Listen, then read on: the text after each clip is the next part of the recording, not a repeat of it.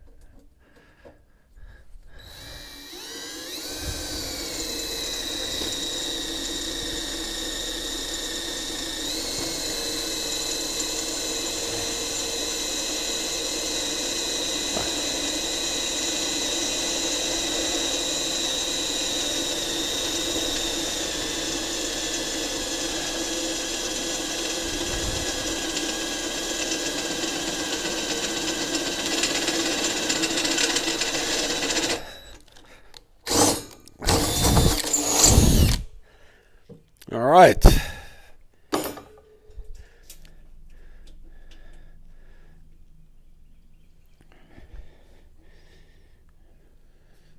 All right, let's flip this thing over and see if those hangers are going to work right there.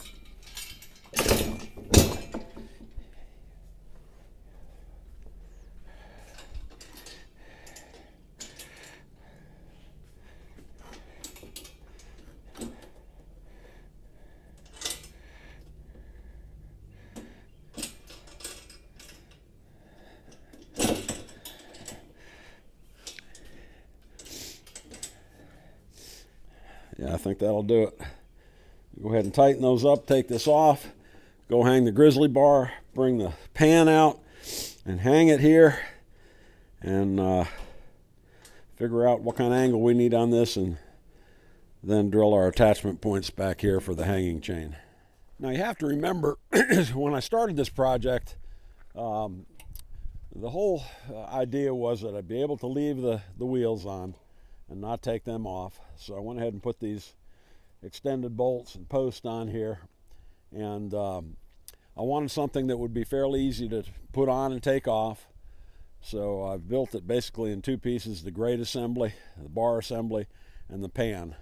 So we'll go ahead and put the bar assembly on here and see how it works out.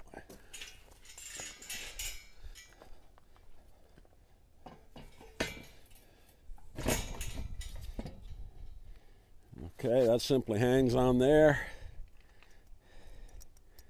Got a couple pins that go in here.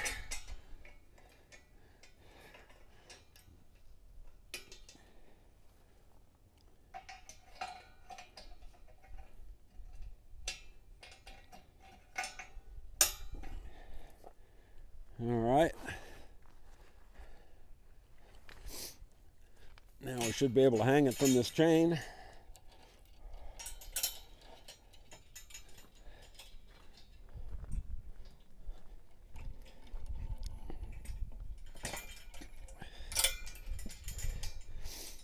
Okay, and then the pan assembly should hang below that.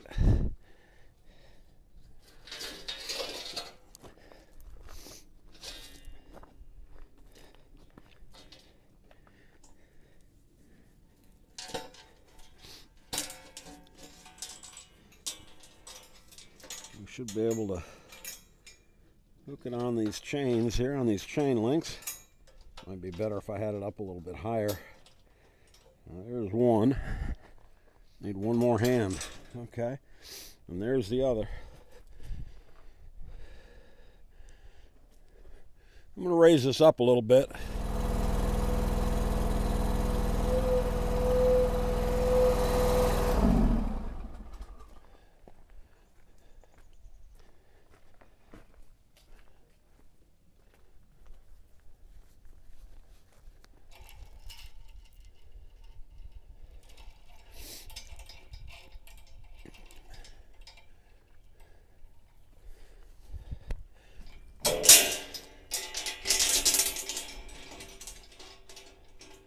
Looks pretty good.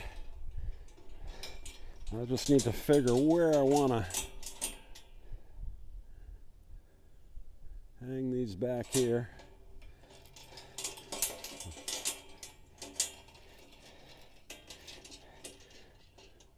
I want to hang it on the back here.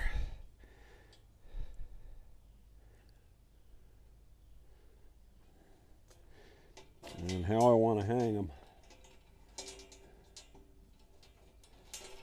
Yeah, I think that's going to work pretty good. I just need to figure out I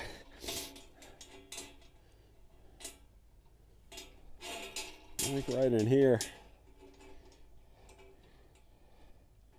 And again, maybe I'll just do a couple more eye hooks, or maybe I'll just drill a hole and put another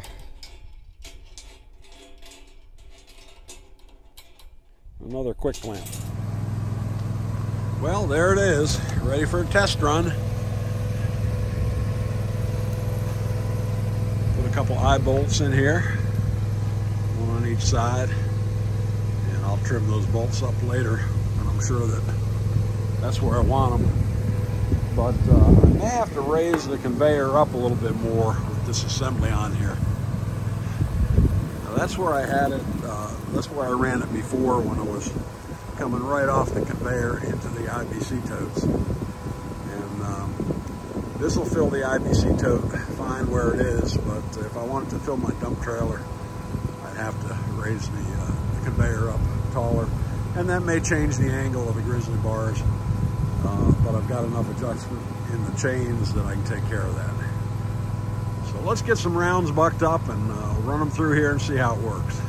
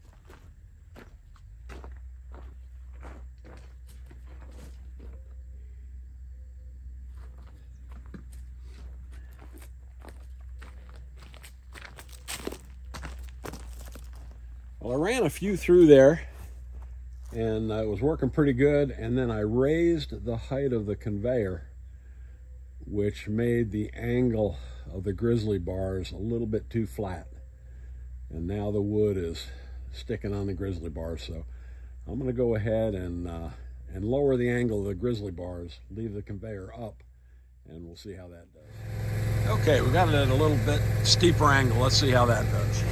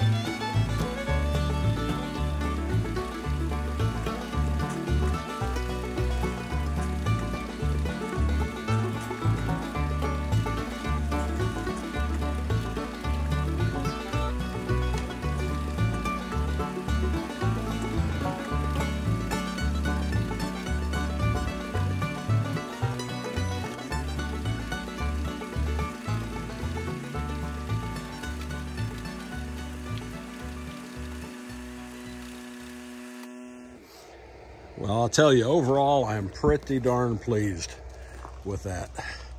I had a lot of pieces fall out of the front here, but that's because I hadn't closed that opening up. I have a piece of metal to put in there. I just didn't do it. But if you look in the stack of wood, you don't see a whole lot of fines, a whole lot of scrap. And the reason is, it's all come off the Grizzly bars down into this IBC tote here. I do have a piece caught up there right now. That happened a couple times, and another piece coming along normally will knock it off, but if not, I may need to put a little piece of metal behind that crossbar, something like what Shibe did, to force those pieces to go up and over the bar. But yeah, overall, very, very pleased. Making the angle steeper made a huge difference as far as the pieces going off and going into the tote. Still a little bit of tweaking to do probably, but I'll do that over the next several days, and then take it off and get it painted up and put it back on. But yeah, the wood in that tote is much, much cleaner than it would have been without the Grizzly bars, and there's the proof right there in all those scraps that were filtered out. Well, folks, I think that'll pretty much do it for this video. I'm real pleased with the Grizzly bars, the way they turned out the first run. And as I said, I'll probably tweak it a little bit just to change some, and go ahead and see if I need to put a piece of metal up at that top bar to avoid pieces becoming stuck at the top. But overall, it looks real good. I'll get it off here soon, get it painted up, and get it back on. But if you enjoy this sort of thing, please go ahead and push that subscribe button and like the video, and please leave a comment down below. Any suggestions you might have, anything that you see that I could have done a little bit different or I could change, I'm always open for suggestions. Be sure and check out the link to HISEA boots in the description of this video, and take a look at them, take a look at the discount code. I'll tell you, I'm really pleased with the boots. I think you would be too. For the price, I don't think you can beat them. So take a look at that, and as I always say, best advice I can give you is to keep moving. So keep moving, and we'll see you on the next video. Thank you.